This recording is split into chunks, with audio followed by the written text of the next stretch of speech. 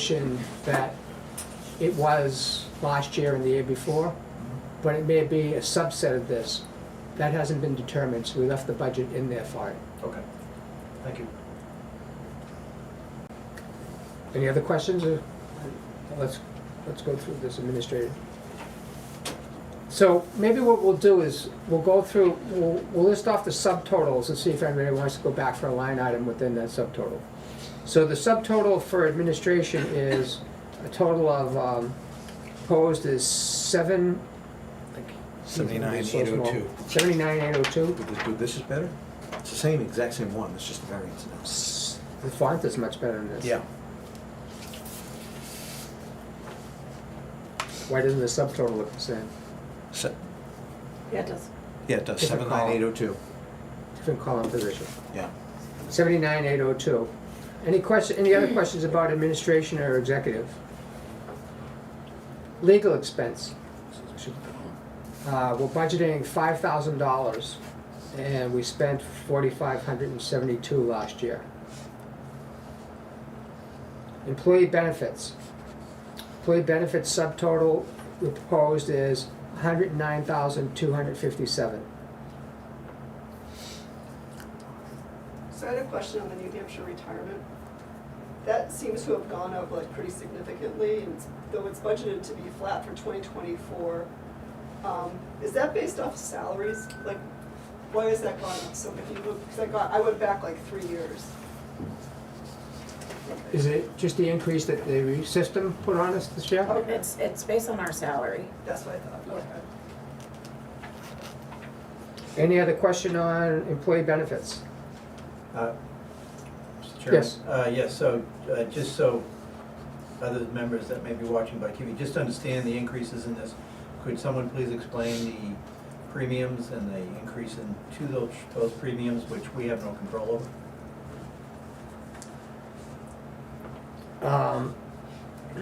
Which premiums are you referring to? The health trust is one. Yep.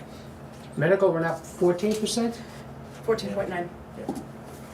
Our costs went up, but the way we're insuring the staff by their request has changed, where what we're actually paying out is less Oh.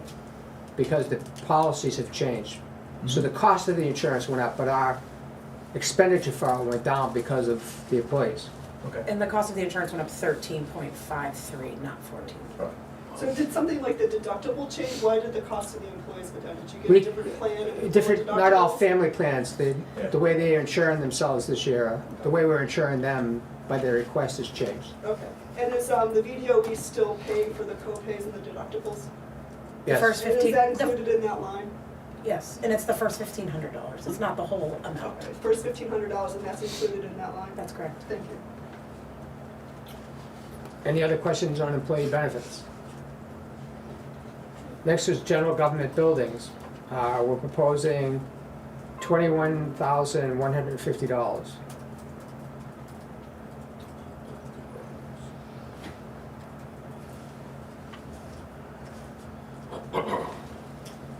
No questions? Well, I guess that question, building the ground being doubled than what we spent. Is there some plan to, I believe the bulk of that is now we're having to rent porta potties for 3 of the beaches all summer.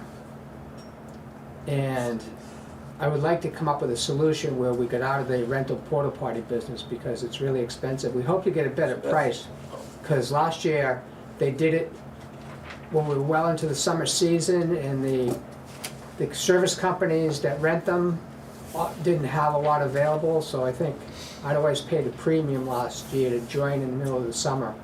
And I think Caitlin was trying to get a hold of the company that Madison rented for now and get on their list and get better pricing than we had, but And I did. good. So we're hoping the porta potties will be a non-recurring expense in 2025. I'd like to figure out a way to get the old working? ones Yeah. working. I've heard, believe it or not, I've heard people say there's a nostalgic effect to that wooden bat and wooden thing as opposed to a blue plastic thing sitting on the beach when you're looking at the whole scenery. So Walk away with splinters. even if we have to put the blue plastic things inside the old, Just a question on the porta potties. having been part of the increase.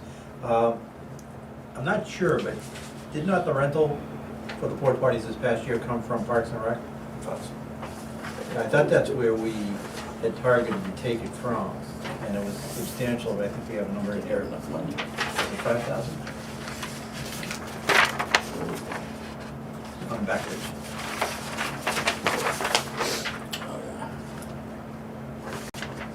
Yeah, so 5696 is what we spent for Parks and Rec. I think the greater portion of that was the porta potties. That's going up as well.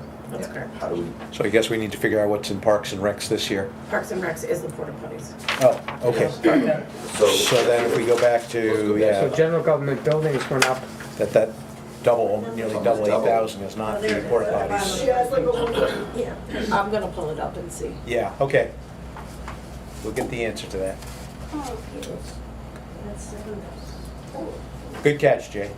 so the question is, basically the buildings and grounds, line 18, right? going from, I do know that Double. the government buildings also included the, no, I lied. That was a long article.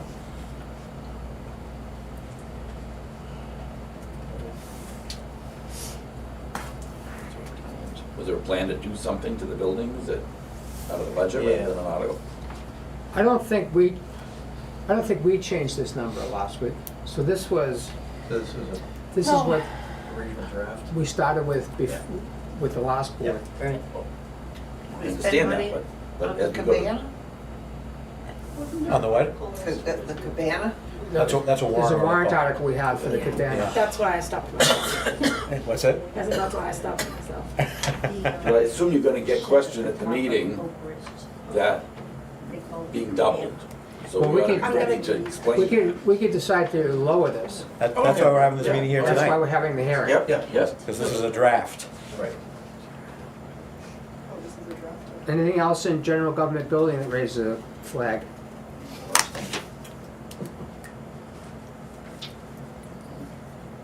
So let's see, if we didn't have a reason for it going up, we could keep it, I know.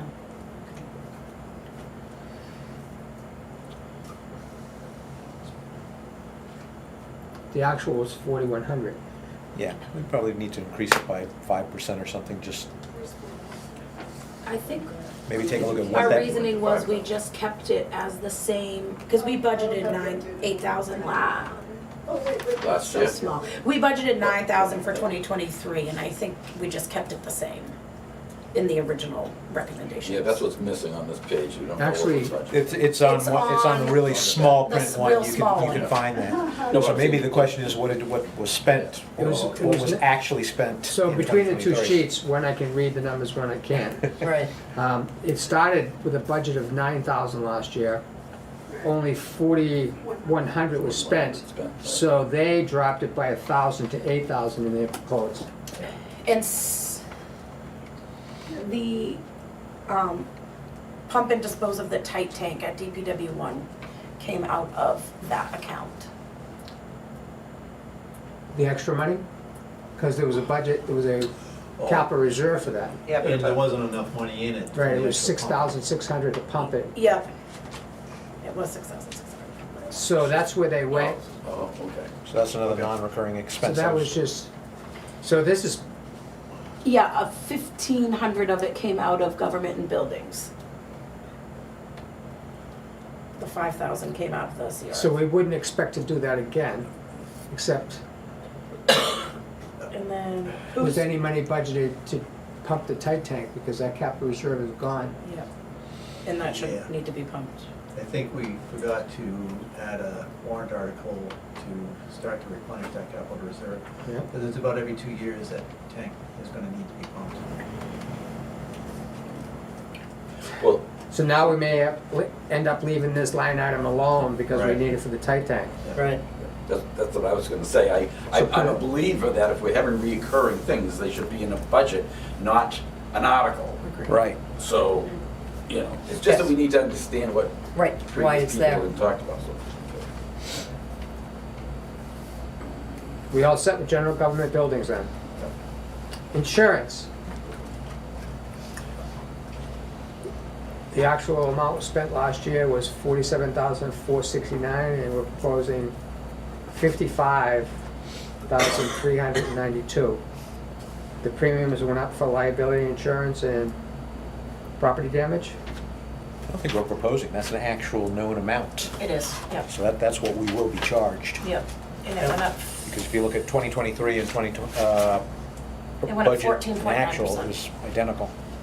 14.9.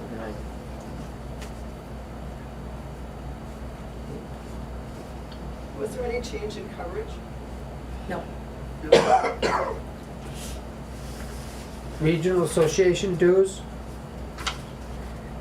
This is the New Hampshire Municipal Association. I believe that their dues are like $650. Any questions on those?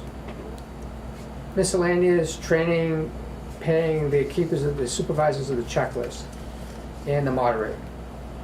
This is where the moderator gets paid. Is this where the clerk gets paid for the annual meeting?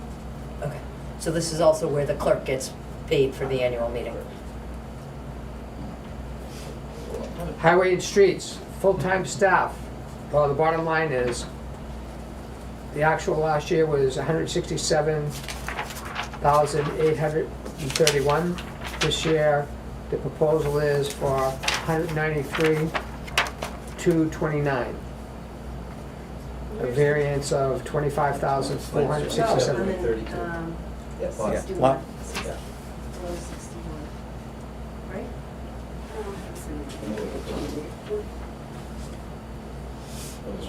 number 32, right below that, staff. Yep, Highway and street staff. different sheet. Oh, I have a different sheet.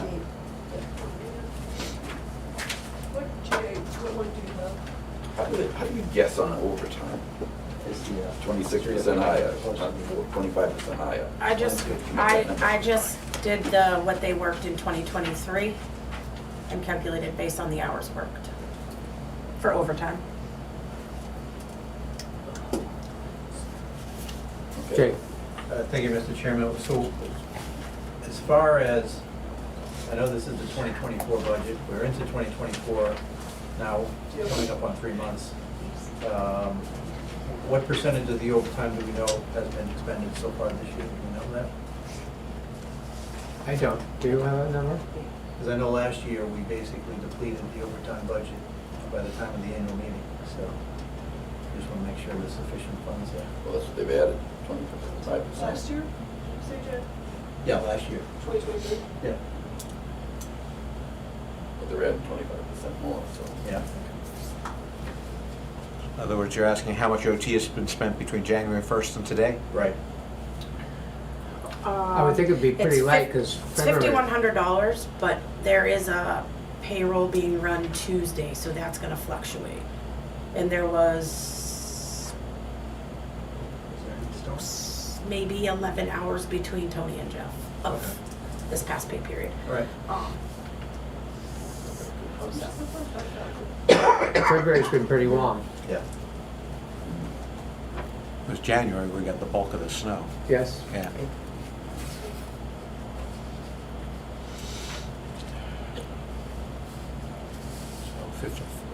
So So, 51 has actually been expensed. and- 512787 has been Okay. expended. any other questions on highway staff? So I don't, forgive the question, but is that like a flat fee or is that like time and a half? Time and a half. Okay. And then is there a policy in place? Obviously, we want to maximize the budget and the time, the hours. So is there a budget in place where the person who has the lowest pay scale, is on top first? There's no- No. No, so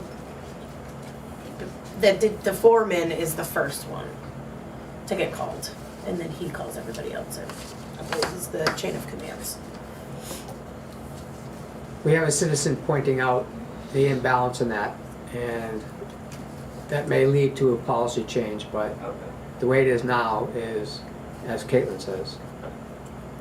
Okay. It just seems like economically, it should be the reverse. Right.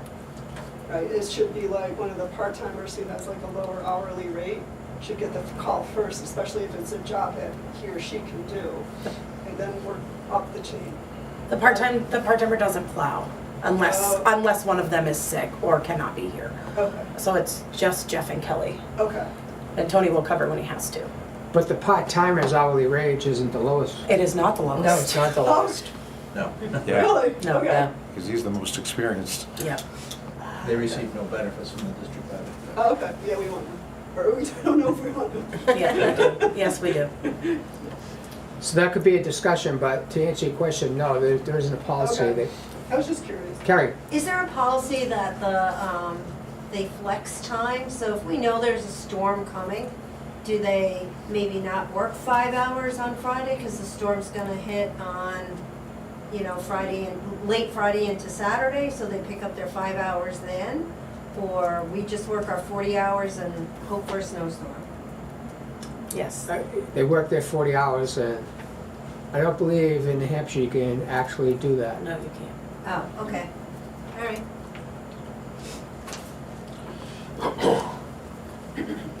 All set with staff? Yeah. And so then, I don't know if my math is right, and it's questionable, but, so the increase for the part-time staff is 27%. Is that pay raises or more hours worked, or both? Both. So he worked, obviously, many more hours than anticipated in 2023 due to the rainstorms. Right. And he also did get a raise. Okay. And another raise for 2024 is included in that. And I based his hours for 2024 off of his 2023 worked hours. Okay, so that may come in high for the hours, because I think 2024, the odds of that, or the odds of 2023 repeating in terms of the number of storms is probably, That's correct, Pretty but I low. think with the repair of the roads from those storms that are gonna continue in 2024, and stop me if I'm wrong, certainly will allow him extra hours. Okay. He can only work so many hours a year anyways, because he is on New Hampshire retirement, so he gets capped got it. anyways.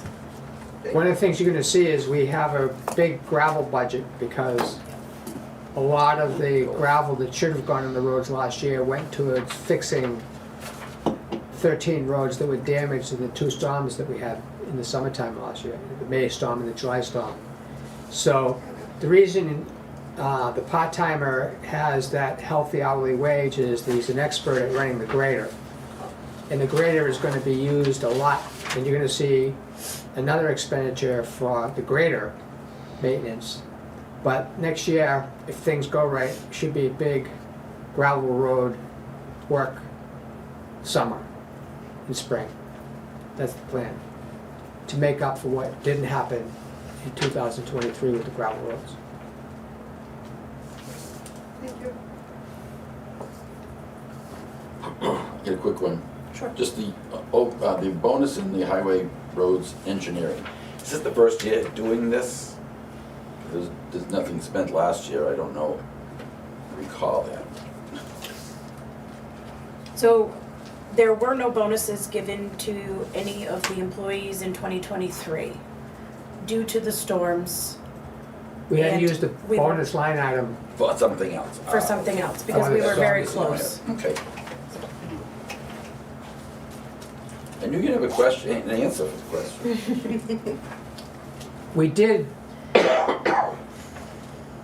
give bonuses already for last year out of this year's budget, partial ones, just to acknowledge that they should have gotten one, because they did a great job. McKinnon's been doing a great job.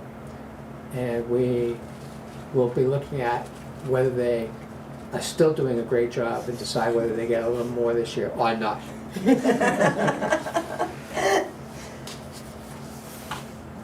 And so is that included in the budget, or is that gonna be changed to include that? That's That's the included, bonus it's line in item there. here. Okay. That's why we left the, Yeah. Okay, thank you. So you see, it's a proposed total of $3,600, of which we paid some of that out. And I think what we'll do is, as we see how the year's gonna end, is we get close enough to predicting what the end of the year looks like and whether we have a surplus will have a lot to do with what we decide to do with that. All set with that? We'll go to rolling stock. And the actual for all of the highway equipment, the grader, the backhoe, the 2 Ram trucks, and the 7400 International. What we do, what evidently what previous boards started to do was just list the expenditures. So the way to look at this thing is, it's a pool of money as a subtotal for this category. There's no budget per individual piece of equipment because it's repairs and we don't know which piece needs to, you can't forecast how much the repair is gonna be on, like the Ram 5500, the 2018 model, so. Last year, a total of $34,871 was spent, but the budget was much less than that. 25,000 for 2023. If you have the eyesore chart, you'll see the 2023 budget, so they went over by 11,000. Mine's not the same. No, but that's, Yeah, but then you're also increasing the 46 from the 34. Yes, and that's where we had the dealership for the Volvo grader, which is in Concord, came up and went over stern to bow and gave us a quote on what they saw was needed for maintenance on it. And the maintenance quote is $11,000. And we're deciding to send that down under the recommendation of our expert with the grader, who says these things are powerful machines, and if you don't do the maintenance they're talking about, they'll destroy themselves under their own power. They just, anything that's weak starts to feel the brunt of the power of the machine.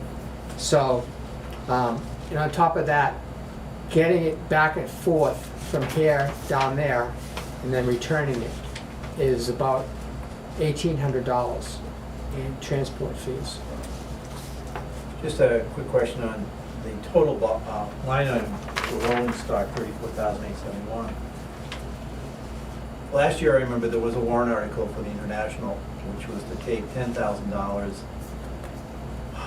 Well, I'm hoping with that article, if you remember, and use that just specifically for the repairs to the body of the International.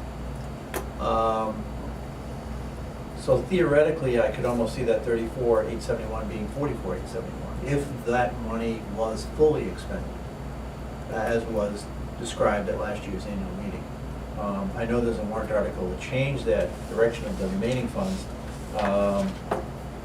So the proposed number you have, which includes the repair to the grader, I'm assuming that we're not gonna repair, do the intended repairs to the International. Right.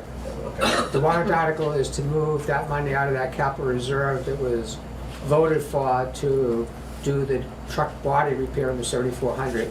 We'll move to a capital reserve to buy new equipment, Right. buy a new truck. And we won't work on the body of the 7400. But there were significant repairs done at the International. I believe it was about 16,500 for Engine, yep, Yeah, okay. That caught us by surprise. which is in here, which drove that number up over, Yeah, among other things. yep, thank you. We'll move from rolling stock, I'll flip over to the back side of the page to highway supplies. It's a big increase here. And this, what was the budgeted for this? Yeah, for 2023, highway supplies, what was this?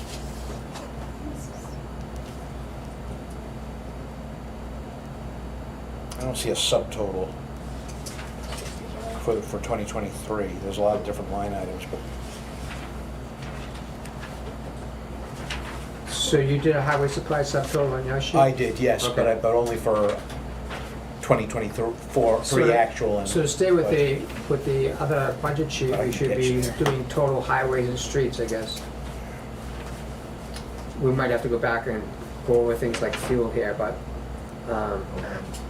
the actual spent last year on the highway and streets was $267,732. And this year we're proposing $357,499.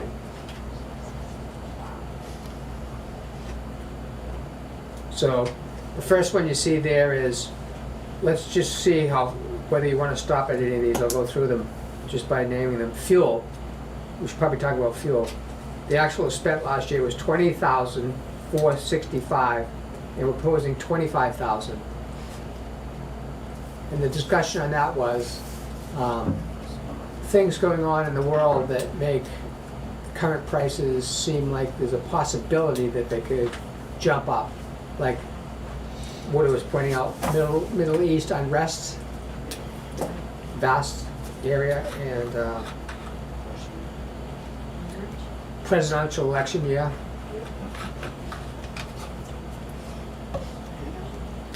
Any question about the next line, and that is repair, maintenance, supplies for the shop. Could I just ask a question if we just take a step back on fuel? Yep. I had asked a question during the past year to the Board of Commissioners, if any actions were taken to try to conserve fuel. And there were none that were noted.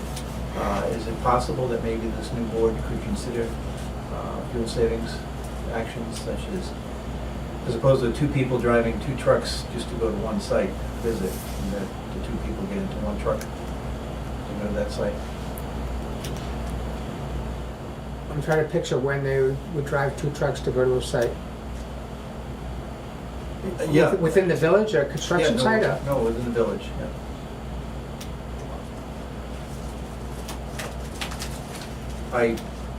I've often seen where two trucks show up, and there's no need for the two trucks, it was just to get the people to the place. We once had a fuel log that I think was serving the purpose of finding out where you're using the fuel. Right. So that would be the solution, I think, to, it's hard to answer that until we have data. So I like the idea of a fuel log. I think they still use the fuel logs. No, they don't. They don't? In the last 10 months, I guess it's now 10 months, coming back to the board, I haven't seen the fuel log reviewed by the commissioners once. They're not noting it down, there's no law, Because there is no log, you're saying? I believe. Yes, that's something we used to do. Yeah. And I would be happy to look at that and put that back in place, because we should do that. That's it's a lot of Yeah. money. And to ask for a budget in case prices change, we're kind of saying that we should monitor that. Even in our discussions, we said that we would watch this number, right, because we're asking for, Yeah, obviously we want to, come in under budget on every line item that we possibly can, but at the same time, we need some buffer for unexpected, unknown circumstances. also on repairs, maintenance. This line item, I believe, what was the actual in that one, Woody? Salt for, No, No. repairs, shop supplies. 9703. That's the actual. Yep. What was the budgeted number? For 2023? Yeah, I can tell you that shop supplies was 7,000. 7,000. Yep. So they overspent that. so that was significant for a line item like that, I think. So we should watch that, watch invoices for that. Salt, Mr. Chairman? yes. Going back to the repairs, maintenance, on this line 42, what is the difference between that and the, I guess I'll call it equipment repair, highway equipment repair supplies, trucks? Are those also repairs to the trucks? I was imagining, I think it used to be that when we send the equipment out to be repaired by somebody else, it's under the other line item, where this is to This is in-house? Yep. have the shop, have the tools, the cleaning fluids, the Yeah. rags, everything they need in the garage to do maintenance. Okay, thank you. Makes sense. Deaf fluid is a big expense in that category. Did the price of salt go up? Because the actual last year was 15, what was the? what was The budget was 15,000, so they didn't do bad there, they overspent it by only $440. They were asking for 18. Would you say the price went up for salt? I was just asking Oh, if we know the price went up. No, I'm pretty sure that the contract or the pricing sheet that they sent us in October was the same as last year. Yeah, but we've had some unfortunate shrinkage. Yes, we do have people Yeah. helping themselves Yep. in the last. Obviously, we gotta nip 2 that in the bud, weeks. but that may not be a Yeah. instant solution.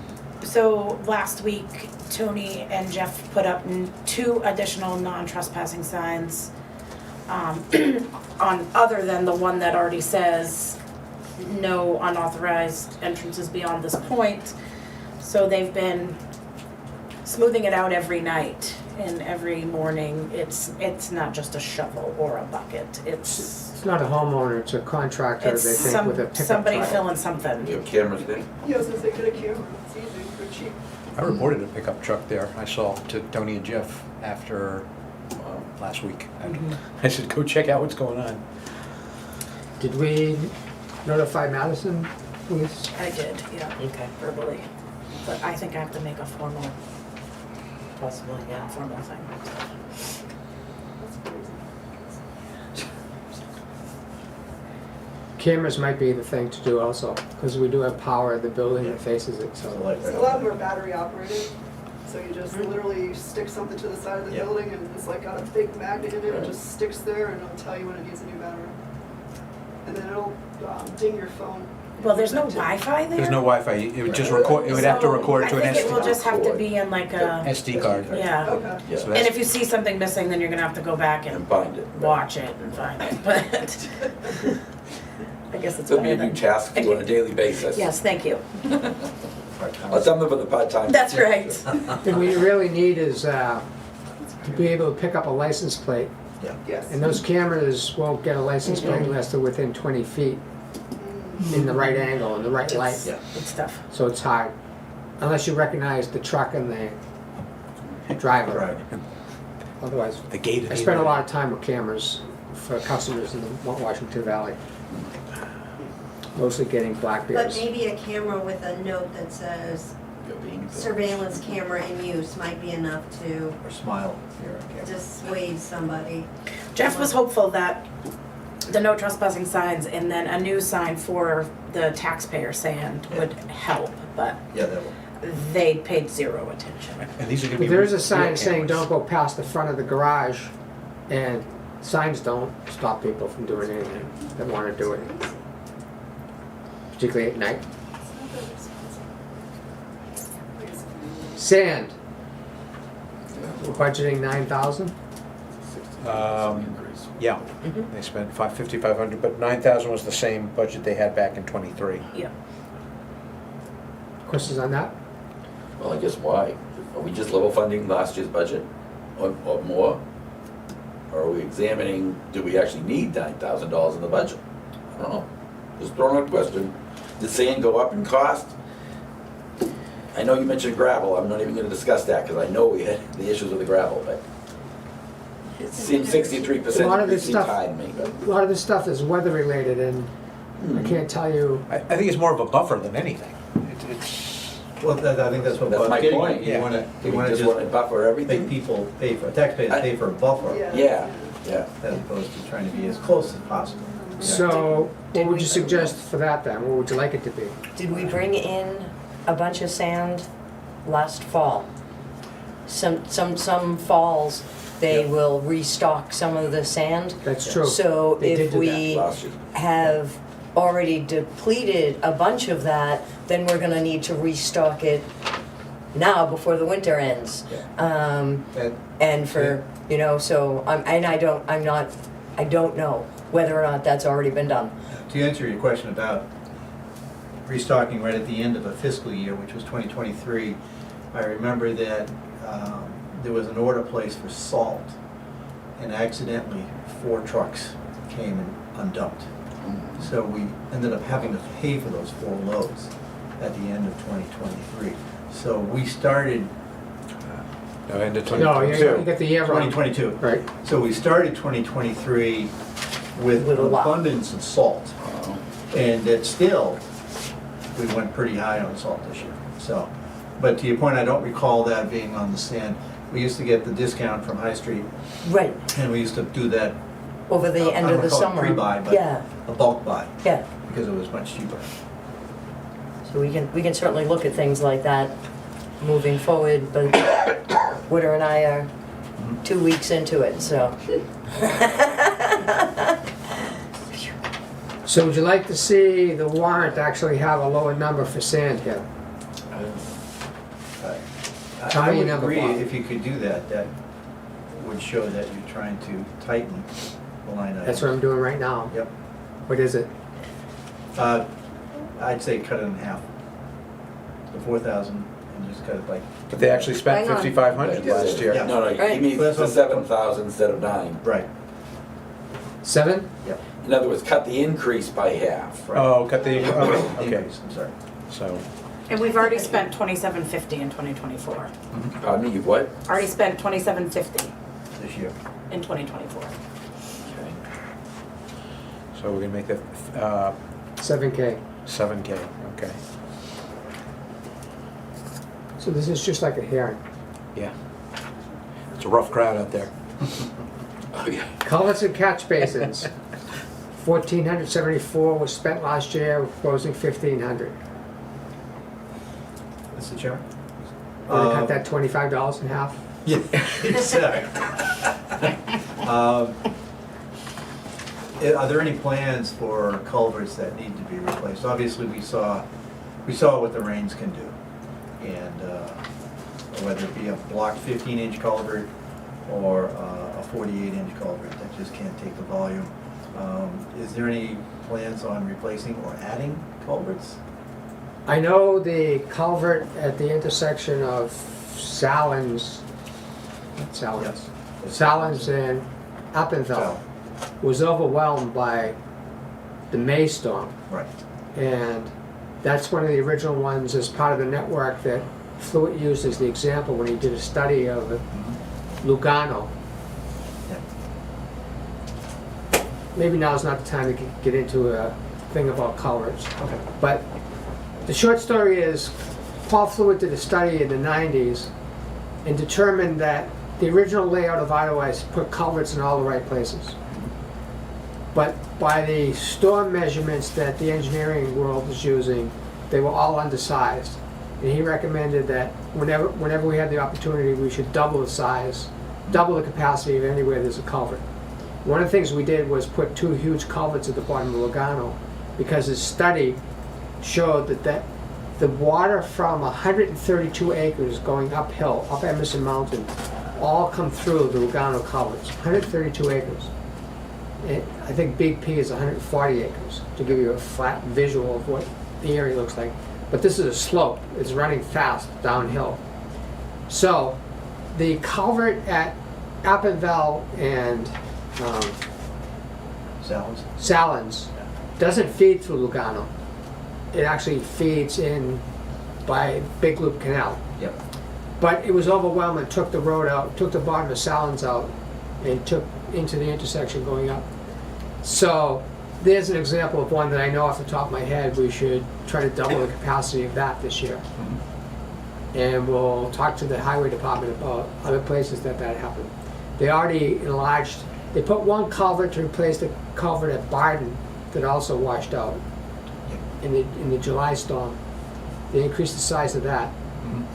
Maybe not enough, but it's bigger. So the answer is yes, we'll be looking to anywhere there's no culvert. What I'm getting at is Fluid said double the size of it, double the capacity of it anyway. Yep. Do you want to mention about the cleaning of those catch basins? Would that be under this category? Yes. Okay. The catch basin, the precasted cement catch basin that went into the bottom of Oak Ridge. Road and Idleways Drive, Oh, Tony was telling us that it's packed with sand. And the only efficient way of getting that out of there, can't use the backhoe or any equipment that we have, that there's a high-powered vacuum truck and he is gonna get the price. And once we know the number, we'll make a decision of whether we can afford to do it or change this number on the floor. But until we have the number, we're gonna leave this one alone. I should have the number next week. Sweet. But this will be the official warrant already, so Oh, we'll have to go to the annual meeting and adjust it. and hit the floor. Sure. Okay, thank you. Unless we're gonna change something here so radically that requires us all to come back next Friday night for another budget hearing, which I bet you we don't have any volunteers for that. All set? Yeah, right. That was culverts. Gravel. There we go. We spent $8,080. $80 or? Oh no, $6,062. So they said.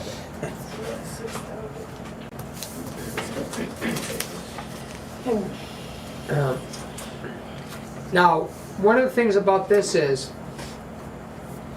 it looks like we didn't spend a lot of money on gravel last year, but we did get authorization from the DRA to access $30,000 out of a capital reserve because of the storms.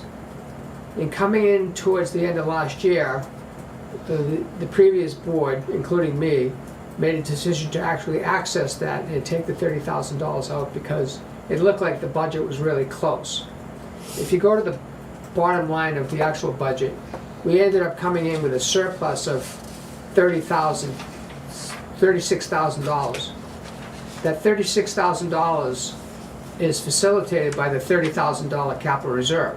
In other words, the surplus was only $6,000. The budget was that close. So this, you have to, while you're looking at the actual for last year for gravel, you're not seeing $30,000 was used out of the capital reserve. So this number could have been 36,000.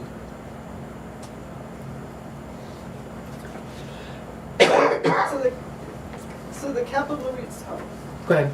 so the capital reserve, $30,000 doesn't show up as an expense. That's correct. Not against the budget. Doesn't Not against offset the it, budget. not against the budget. And it was only done because the DRA allowed us to, we had to get permission to do that. Right. Okay. And they required a hearing, which we did, kinda, last year. And it all went towards gravel, the 30,000? Mostly, some of it went towards, we rented equipment to put a culvert in one day for Barden. So how does that capital reserve then get replenished? You have to do a warrant article? Yes, you have Yes. to vote it, and we are So that'll proposing be that this year.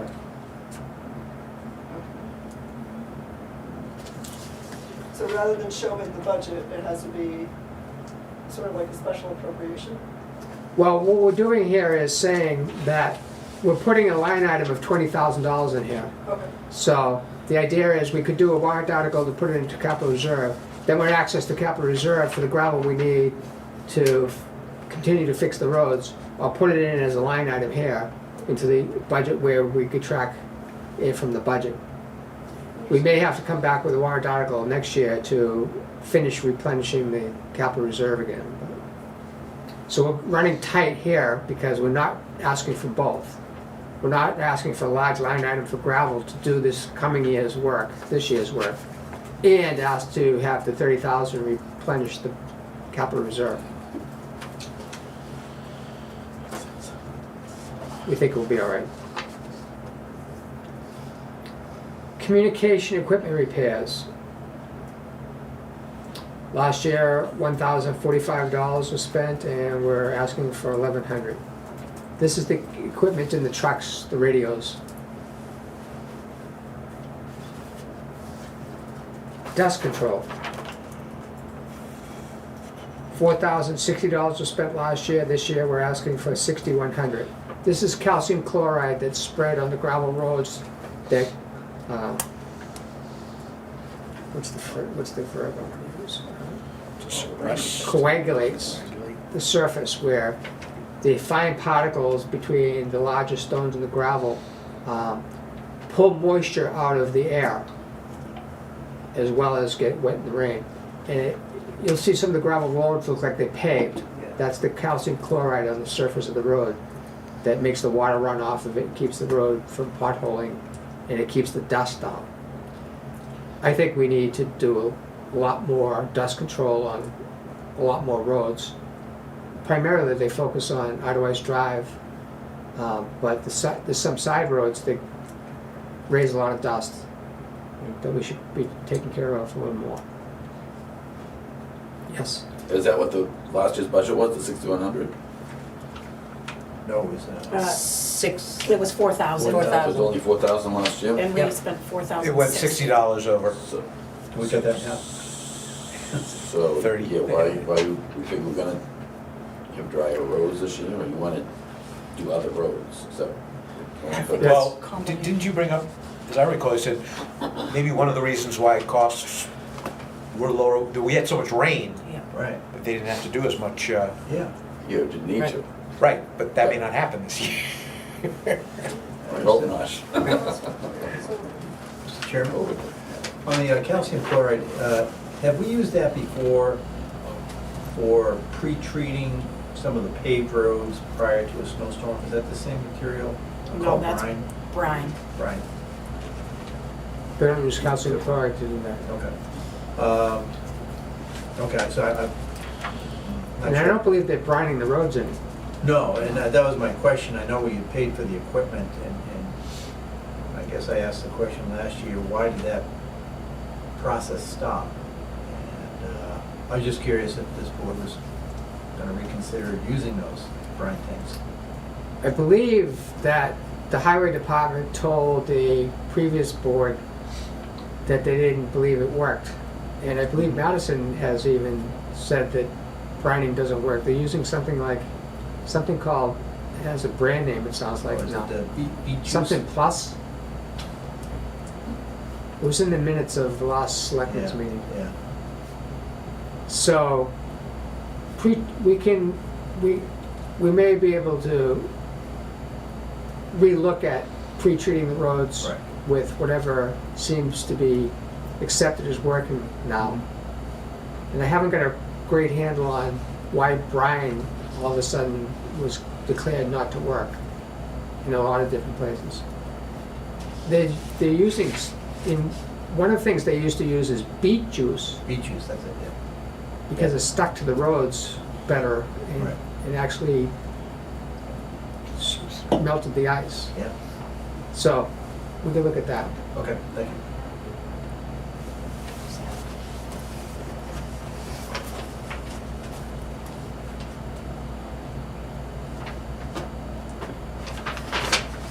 Where are we? Subcontract equipment, line 50. Subcontract equipment, 1,065, 2,500. This is where we rent equipment. I'm not sure this is where we would stick the vacuum truck if we got that number. No, because they come do that for us. Right, that's a service. That's a service. We're not renting the equipment to do it ourselves. And what was the previous year's budget for that? 25. 25. That's why it's 25 again. They didn't do much asphalt work last year, $214. This year we're proposing $25,000. I believe that's to pave Lugano. And there was a discussion with the grader operator about doing that with the grader, as opposed to hiring a company that comes with a spreader and a roller. I think Tony would like to do a lot more of that, which might be a great thing for Hideaways. Save money, I imagine. Yes. So we moved to straight lighting. We spent $1,514. We're proposing $1,550 this year. Parks and Recreation, we spent $56.96, proposing $7,000. Here's the outhouses, right? Yep. Porta potties. And I do have a price. It's gonna be There's 4 units with a weekly cleaning per unit. These units would be priced at $190 per month per unit. There was a discussion regarding the amount of trash that would be in the units at the time of cleaning. And there would be an extra charge of $50 per unit per cleaning if they have a lot of trash in them. And what And did they define as a lot of trash? they did not. Well, Porta potties should have 0 trash. I should, but agree, people but just people are. And then there's also a $50 per unit per cleaning extra fee if we ask them to come clean on top of that. They come once a week? Yeah, I believe they come once a week. Is that $50 per outhouse or $50 Yeah, per outhouse? Yeah, but that's an extra charge if we ask for additional something, so. And that is through Garland Waste Company, not United. So it's $50 a week if it's too much trash, or is it added onto the monthly fee It's $50 per unit per cleaning. per cleaning? Okay. So, if 1 week they come, there's a lot of trash, it'll be an extra $50. If they come 3 Right. weeks, there won't be an extra charge. Caitlin, how many are there? There's 4 that are reserved. So Boulder Beach, Idlewild Beach. I didn't reserve them. This was something that Kelly had taken care of a couple weeks Geneva. ago. Geneva. Tusas, but not at Yes. Warren Shore. Yes. Okay. There's never an outhouse at Poward Shore either, so. No. What's that? There was never an outhouse at Poward Shore That's either. true. That's why That's they true. have one there. I'm sure neighbors would like one here. Yeah, because they pee on their property. Hey, but there's a lot of foliage there. All set with Park and Recreation? Yeah.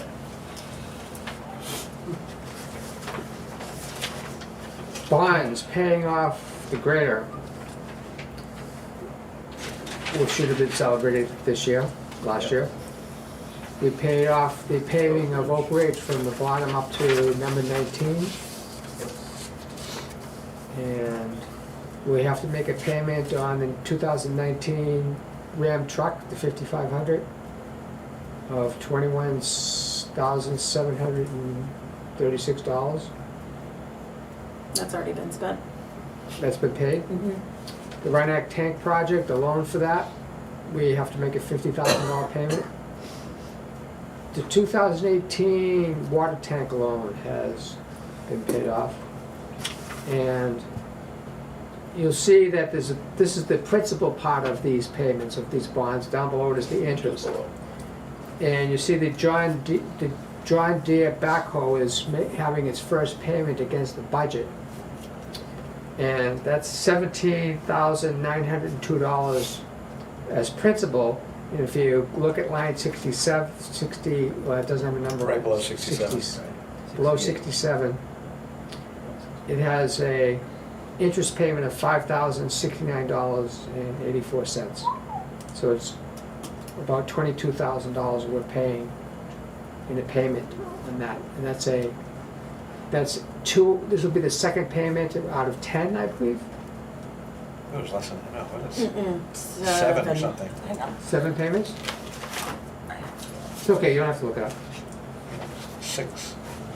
A partial payment for year 7. The last payment is October 31st of 2027. So, Huh? Yeah, so less. Okay. So, Mr. Chairman, if the voters decided 5 years. not to renew this year, we would return the backhoe, but we would be prevented from purchasing any other backhoe, is that correct? It's in the line item, so you'd be reducing the bottom line of the overall budget. That doesn't mean that we're not gonna make that payment. I see, okay. By the way, the escape clause says that if the voters, if an appropriation to fund the payment doesn't happen, the backhoe could go back. But the same clause says, and you cannot get a backhoe from anybody else. So I like to say that's escaping from a 97th floor high-rise. No escape. In that case, we buy an excavator. We have to have a backhoe, Yeah. so. Any questions? Yes?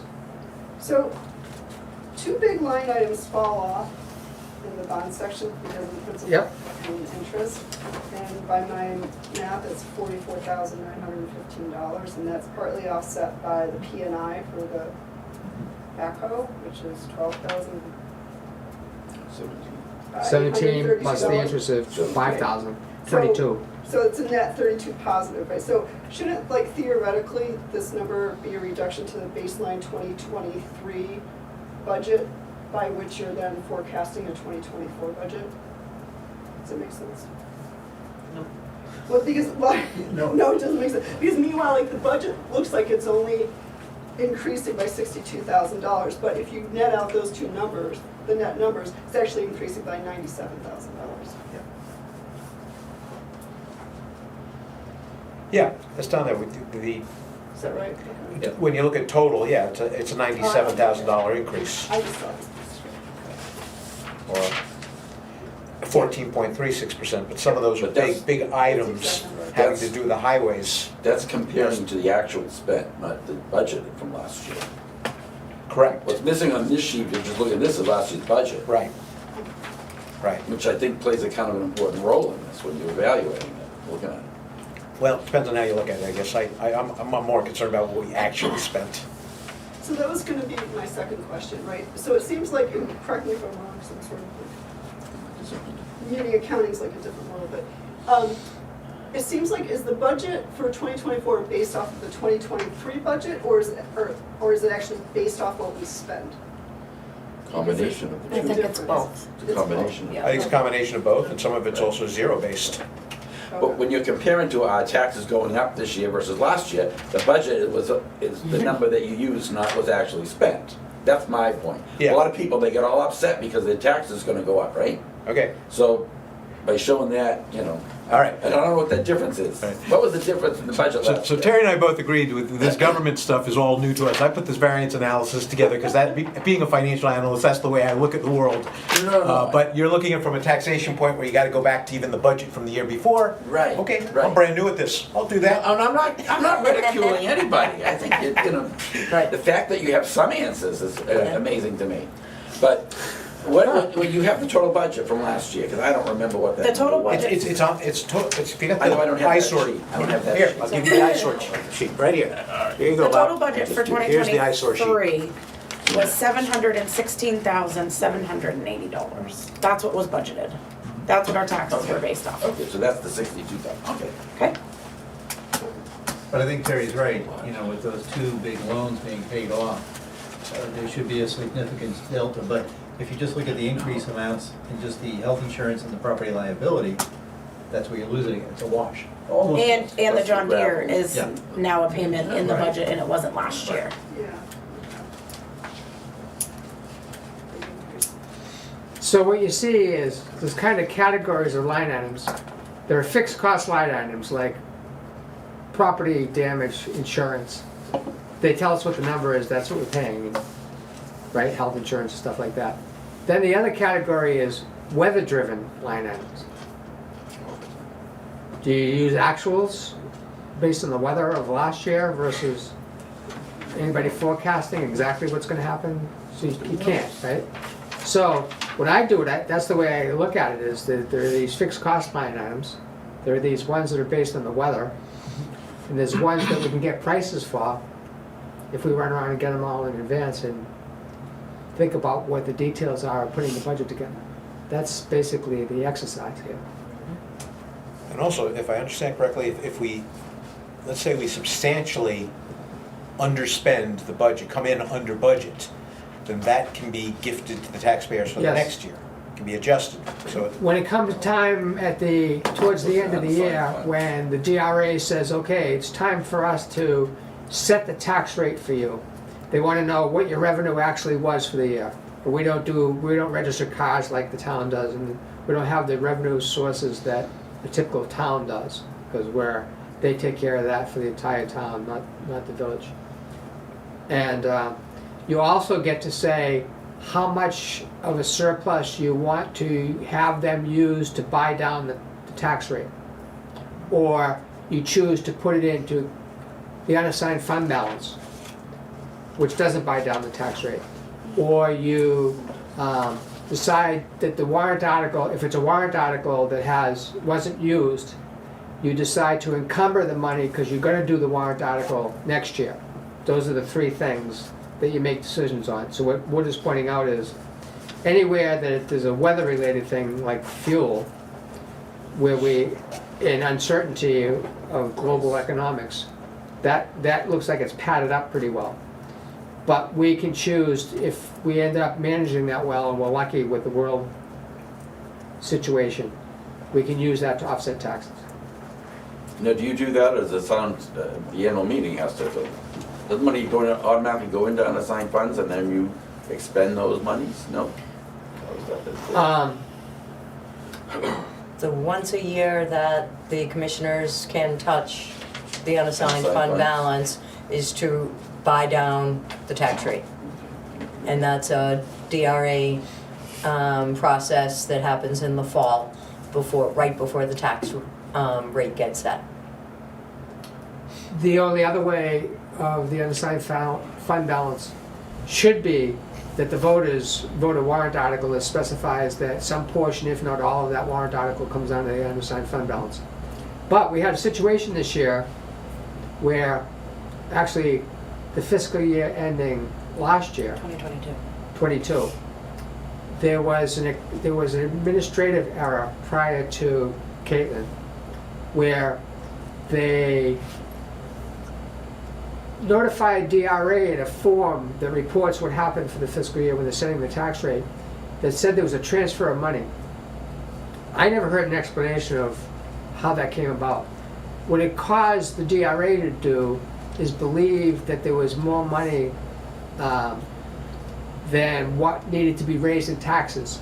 So the DRA set the tax rate for 2022 too small of a number, where the auditor, when completed the audit for 2022, showed that $69,000 was not raised in taxes that should have been raised.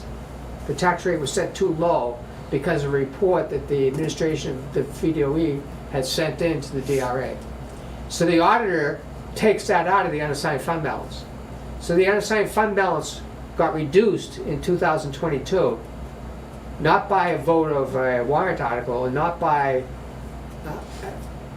the village saying, let's buy down the tax rate with the unassigned fund balance, through a reporting error.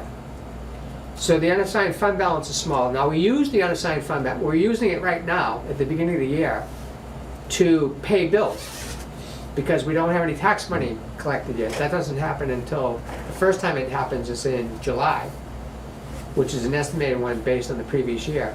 So we're using an unassigned fund balance that's $69,000 smaller than it was at the beginning of last year, which means we have to borrow more money earlier to start paying bills, because the unassigned fund balance is $69,000 less. We don't have that $69,000 to pay bills with. So we had to raise the next line item, which is the tax anticipation note, because of that. And we're gonna raise, which means we're also raising the amount of money that we're gonna borrow from. We're estimating, we usually borrow $250,000 in tax anticipation notes. Last year, we had to increase that towards the end of the year to $400,000? Yep. Yeah. And We've got we're, another tax anticipation note. The second We're one. gonna run out of. which we usually don't do. No. And so now we know coming into this year that we need to borrow $400,000. We will be borrowing a total of $400,000. Because we have less of an unassigned fund balance than we did when we had to jack it up last year to $400,000. If I'm saying that clearly enough. Yes? Just a quick question, to circle back on that tight tank and the budgeting for the pumping of that tank when it needs to be pumped. So, it's a 5,500 gallon tank, and I believe, when we first did estimates, it would be needed to be pumped every 2 years, once the alarm goes off, saying the tank is full. So if you budget for it this year and we don't pump it, then the money goes back to the unassigned. In other words, there's no monies saved for when it needs to be pumped. In other words, you'd have to always budget for it every year in case the alarm goes off. Knowing that it cost just over $6,000 this past year, and we under budgeted the capital reserve fund 2.5 years previous, because we got a quote and prices have gone up. Would be worthwhile to fund that capital reserve, which still exists, I believe, with monies or half a tank's worth in that capital reserve this year, and then the second half next year, so that when it comes time to be pumped, we'd have the funds in the capital reserve as opposed to putting it in a budget, which at the end of every year, if you don't use it, you lose it. But to fund the capital reserve, you need a warrant article. Yes. We don't So- have a warrant article. Right, so my question is process-wise, I know that the board, we could have a second budget hearing. No. No, we can't, so we can't now write a So we'll warrant. do it through the line item this year, and next year we'll have a warrant article to start funding that capital reserve again. Which But you line? won't be able to use the line item this year. Yes, you No, because we won't be pumping it this year. We just pumped it, it shouldn't be used. will. Oh. Yeah, that's see what I mean. you're saying, Right. Yeah. So why are we budgeting for it? Budgeting for it this year if it can't be used this year, is what I'm saying. Yeah. So you're forecasting that tank. You said 2 years, every 2 years it should be pumped, if it was pumped at the end of Yeah. last year, so a Yes. warrant next year, we should still have plenty of time to pump it, right? Or something. So why No. is there money in this year's coming in the budget? You won't be using it. And so at the end of the year, any unspent monies go back into the unassigned and can be used to lower taxes. Right.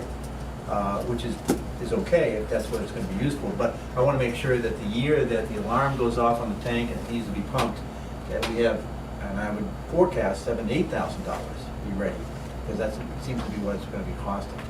So this will be a line item. If we don't use it, we can have a warrant article. It can go into the unassigned fund balance. We can have a warrant article next year that puts it in the capital Transfer that reserve. amount of Yeah. money.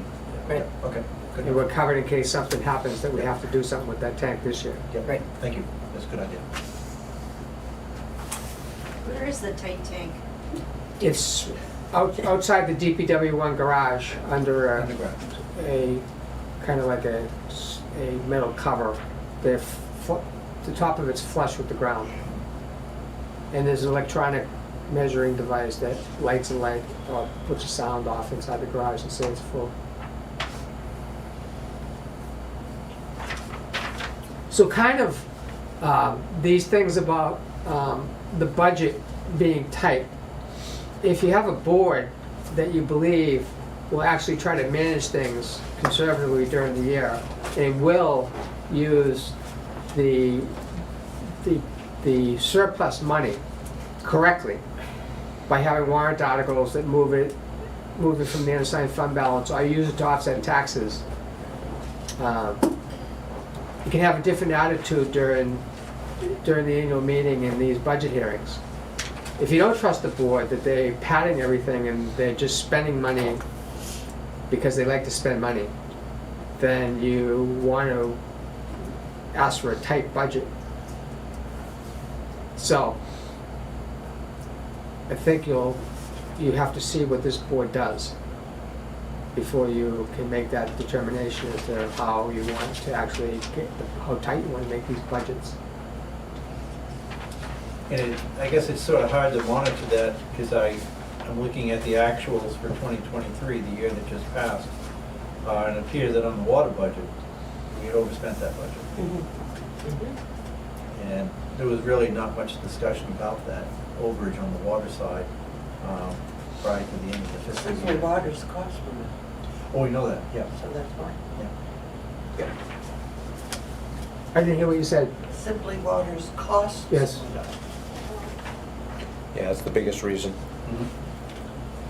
We're close to moving into the water budget. Is that a segue? I comment? think that's a segue, yeah. Yeah, Works for me. there you go. Thought I had one.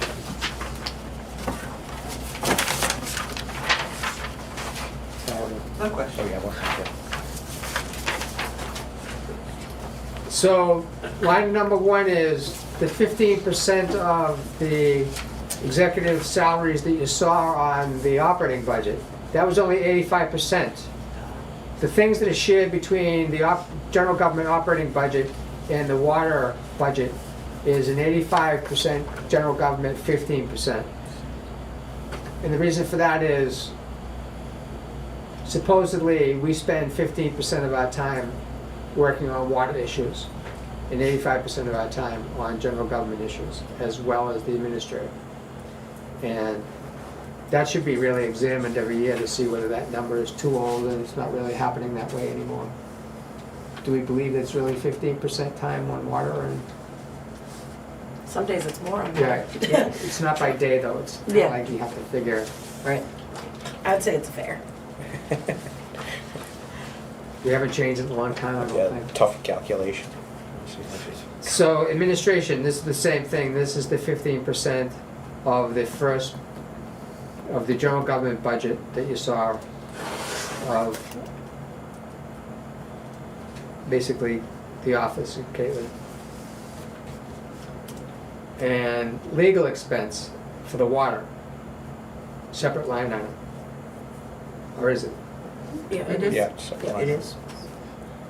This isn't a 15% rate No. portion, Nope. this is its own budget for legal Yes. expense. We're asking for $1,200 for if we need legal work done for a water system. And here's the employee benefit portion of the general government budget, 15%.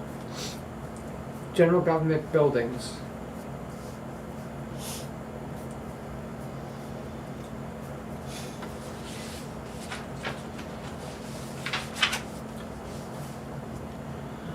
Insurance, That's 15%. That's a fixed number. Yeah, but it's 15%. Why is it Right. less? But what I mean is it's a known number. Oh, yes. Yeah. It's a known, it's not, we're not guessing there.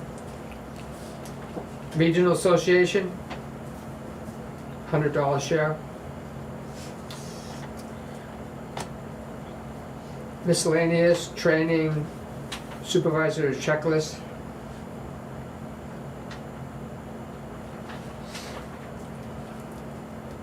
Asset management, this is 100% in the water bill, water budget. They spent $2,660 last year, proposing $1, just as a placeholder, I guess. Mhm. We decided not to do a project that was offered by a mapping company because we thought that it was not appropriate at this time.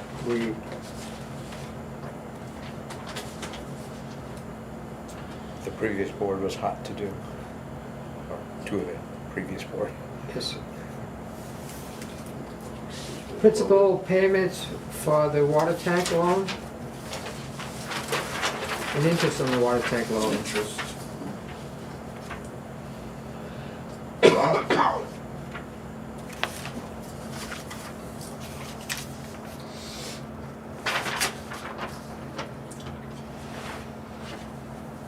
All set with that, we'll go to the second side. Yeah, water services. Water services, pump house electricity. So this is pretty interesting. Electricity. We went with a third-party broker to get a better rate than we could get from Eversource. We locked in at 12.12, 6, yeah. I think, yeah. And we looked at, we spent some time looking at the New Hampshire Coalition.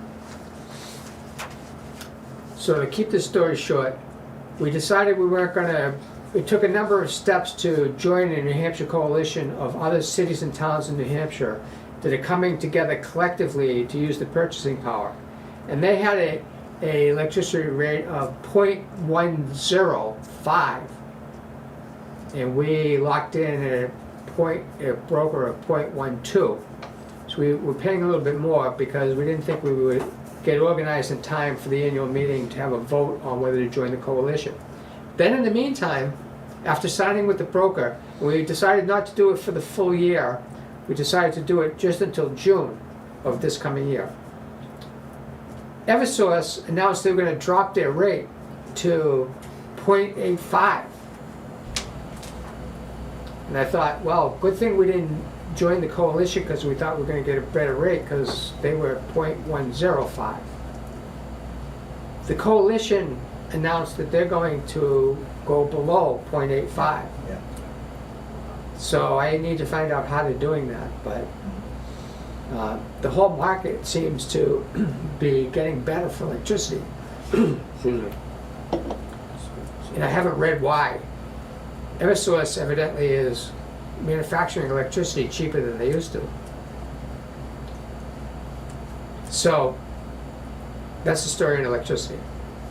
We're locked until June, and we'll see before June what we can do to get better rates, where we'll go for it. Looks like Eversource might just have a better rate, but we'll see when we get there. Pump house testing. That's Granite State Analytical that we use. That's required by the state that we do testing on a regular basis of the pump houses, pH and bacteria. Pump house water system repairs. The price of excavating and doing work with contractors is going up rapidly. We had a big problem with hiring companies to do water hookups, dig down to the water main and put a saddle on the pipe to put a new water connection to a house. I think on average we were paying $2,700 this year.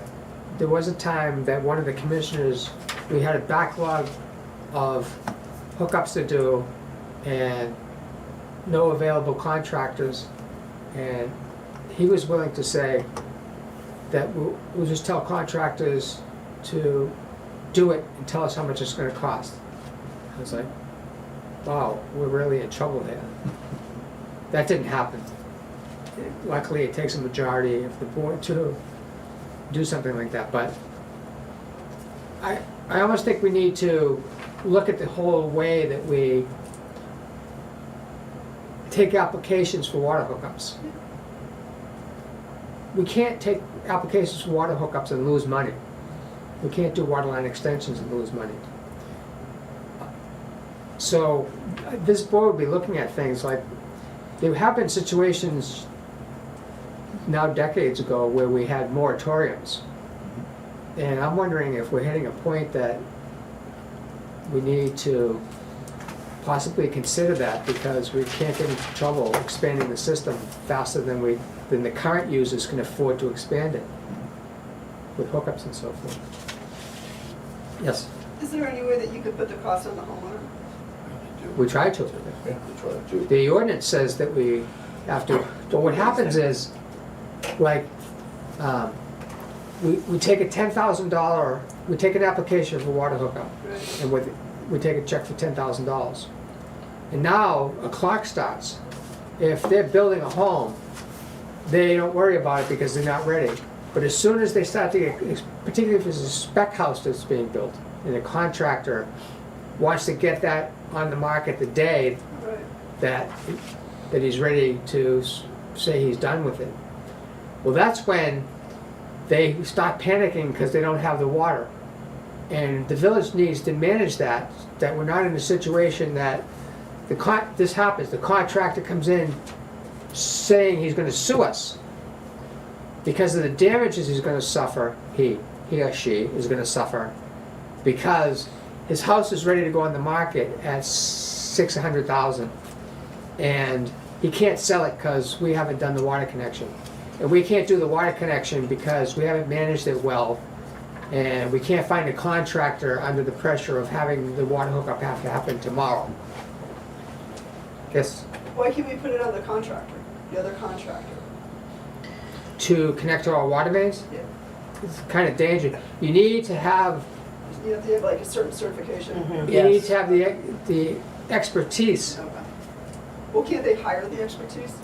Like, couldn't they? That's the problem is, Couldn't they be required to, like, you're responsible for, if you want to build a home in Idlewild, you're responsible for, like, paying whatever the fee is, and also, like, hiring a contractor, give them a short list and, like, doing it yourself. so here's the way it works. if you want to connect to the water system, you pay $10,000. Right. And the idea of that $10,000, it used to be $8,000, it used to be less than that. And I remember when we figured out the actual cost of doing a water hookup was $800. And we were doing it ourselves, our cost was $800. Now we're paying $2,700. And it's going up. And that's just, the $2,700 is just the contracting fee. That doesn't include the pressure test or any of Simply Water's time. But if things are managed right, it would be far under the 10,000, correct? Right, the bulk of that is supposed to go into our capital reserves Right. for expansion, future expansion of the water system. The $10,000 was never just to pay the cost of the water hookup. It was our way of collecting Got it. money to put into capital reserves. Well, now that capital reserve money is getting eaten away by the rising cost of hiring contractors, and we can't find the contractors when we need them. When we get under the gun of a deadline of November 1st, it's in our ordinances, we're not supposed to dig in the ground near the water pipes when it starts to get cold. Well, that's out the window. Under the threat of a lawsuit, they're digging well into December, if we can find a contractor to do it, under the threat of being sued. It's not a good situation. We need to tweak our system a little bit based on the realities of Moratoriums. Maybe. So let's finish the water budget.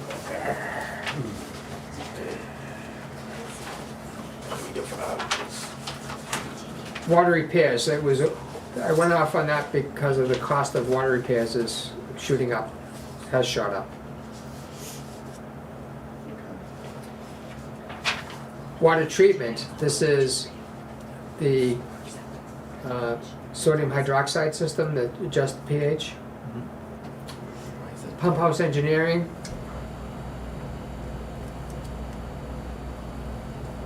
They spent $10,000, almost $11,000 last year on pump house engineering. That's a yearly thing, you do a, What does that entail? I don't know. Budget's $1,000 or $9,000 over budget. Yeah. Now they Those want cameras 12,000. have to cost a lot. 12,000. Would that,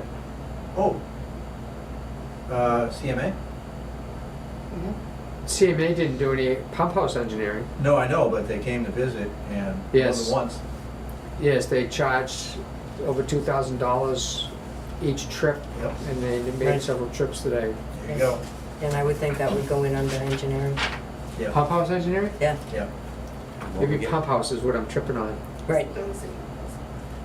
Oh, it does. What did we get for our money? So, yes, we spent that money on engineering. Yeah. And we had to pay DuPont and King, who continued to be our engineer and actually did engineering for us. They did the pressure tests for every water hookup. They continue to do the modeling. Right. And this board may be shifting back to DuPont and King Okay. in a heavy way. I know you were on the board during these visits. Can you tell us what the taxpayers received for that expenditure? Don't you know? Yes, he does. He's always Yes, asking of course questions. he does. Yeah. Yes. I'll Just crisply needling. answer that and say, not much, from my opinion. Okay. Pump house heat, $1,000. You skipped over monitoring. Oh, yeah. It's a big one. The big Yeah, the one. big The big one, yeah. yeah. So here's where the water monitoring, this is the monthly contracted payment to have a licensed water operator required by the state. $35,000 was spent last year, we're budgeting $45,600 this year due to the increase in the new contract.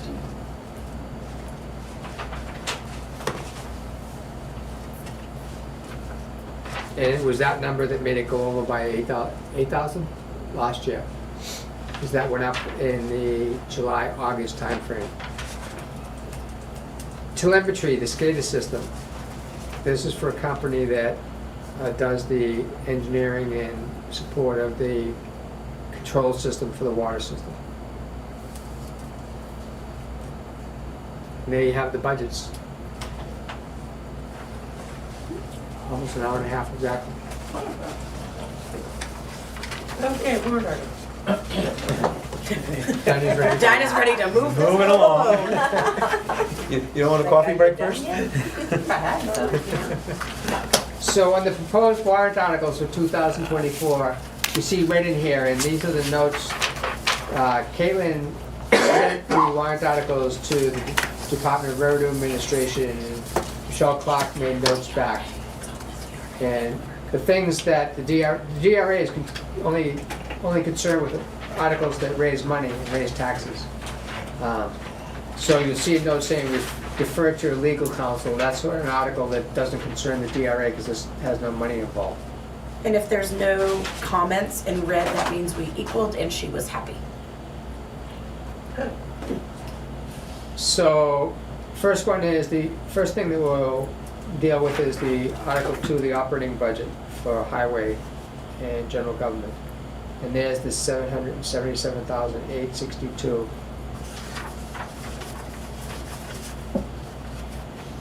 Which is going to change. Yes, on the floor, Yep, a little bit. yeah, not much, 2,000 maybe. Number 3 is the water system budget of $243,229. This is going to be raised by water user fees. What we're trying to do this year is keep the water bill flat at $550. And that includes paying for a warrant article that you'll see coming up here, which is going to be $25,000. Last year the water fee was set by using the water system budget, and then they added more money on top of it. And then more money they added on top of it got to $550. And we'll be using that to pay for one of the warrant articles this year without raising it above $550.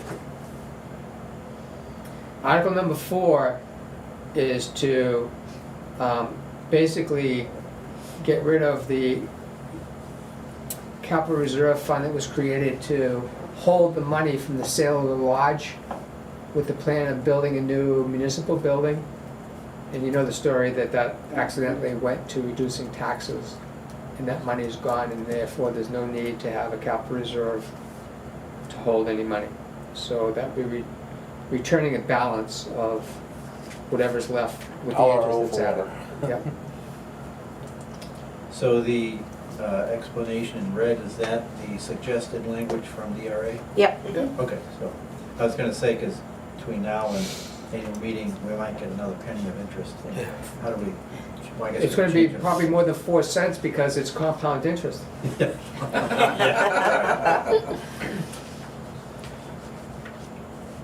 Okay, the next one, Article 5.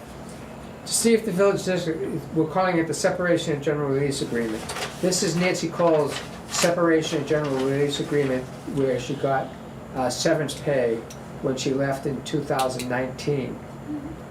To see if the village district will rescind or repeal sections 4 and 5 of the separation and general release agreement dated December 18, 2019 as a mutual agreement with Nancy Cole. Also, by approving this article, the voters will signify their wish to pay Nancy Cole retroactively for her commissioner term from February 6th, when Wood and Nancy got appointed by the Superior Court, to the March 23rd meeting. By approving this article, the voters also signify their wish to pay Nancy Cole if she is elected to any paid position in the VDOE. The article does not raise any additional tax money and is already a line item in the general government budget. So Nancy's separation agreement, I'll say my opinion was it was done under duress, where she gave up rights that I didn't understand why she had to give up rights, like ever being able to run for office in Idaho, ever being able to volunteer as a citizen to do anything for Idahoans. Last year, the voters were asked to lift the restraint of her being able to volunteer for anything in Idahoans, which they did. They voted to do that. It's based on that Nancy volunteered to be a commissioner when she was appointed by the Superior Court judge. So right now she's not getting paid. Wood is getting paid. I'm getting paid, but she's not. So this article would have the voters say, yes, she should get paid for stepping up and covering this position like we are. So it's already built into the budget we already reviewed. Then, Wood is the only one that has his name on the warrant to run for the 3-year term. And Nancy's the only one that has her name on the ballot to run for the 1-year term. So should the voters vote to elect her, this warrant article says that they also wish to pay her as we are getting paid. And that's all done in the budget also. So Nancy, Michelle Clark says, well, what if she doesn't get elected? Then it's her choice that she volunteers, which is the way she's putting her name in the ballot. I think, it says, what if the article fails? So if this article Oh, fails, this yes. then she She's- will continue to volunteer and waive her Yes, rights that's to what her I'm saying. stipend. She continues to volunteer. Yeah, to her stipend. Thank you. That's-